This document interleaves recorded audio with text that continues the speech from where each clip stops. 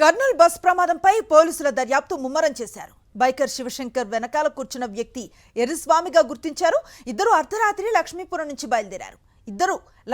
నుంచి బయలుదేరినట్లుగా గుర్తించారు.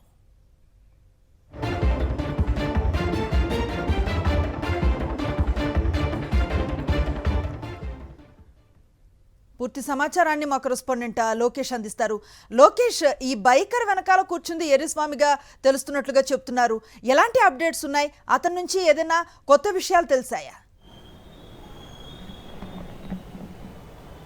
అనుశ్రీ, మనం చూసుకున్నట్లయితే ఏదైతే ఈ యొక్క శివశంకర్తో పాటు తన మిత్రుడైన ఎర్రస్వామిని కూడా ఆ యొక్క బైకుపై ప్రయాణం చేయడం జరిగింది. మనం చూసుకున్నట్లయితే మనకున్న సమాచారం మేరకు 2:22:58 ఈ యొక్క చిన్న టేకూరు పెద్ద టేకూరు మధ్యలో ఉన్న ఈ యొక్క పెట్రోల్ బంకు దగ్గరికి వెళ్ళడం జరిగింది. ఆ సమయంలో అక్కడ కొన్ని కేకలు వేసినా కానీ అక్కడ ఎవరు లేని సందర్భంలో 4 నిమిషాల దాకా ఆ యొక్క పెట్రోల్ బంకులే ఉన్నారు. ఆ యొక్క పెట్రోల్ బంకులో మరొక సైడ్ వెళ్ళి ఈ యొక్క పెట్రోల్ పోపించుకోవడం జరిగింది. అయితే 4 నిమిషాల తర్వాత వారు తిరిగి ఈ యొక్క జాతీయ రహదారిపైకి వెళ్ళడం జరిగింది.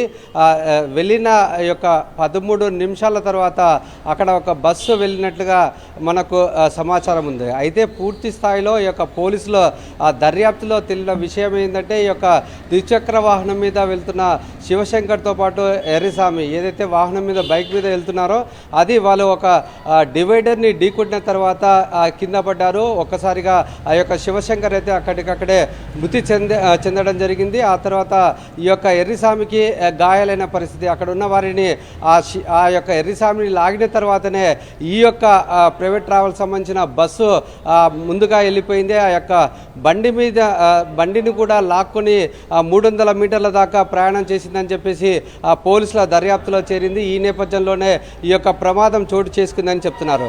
అయితే ఎర్రస్వామి పూర్తి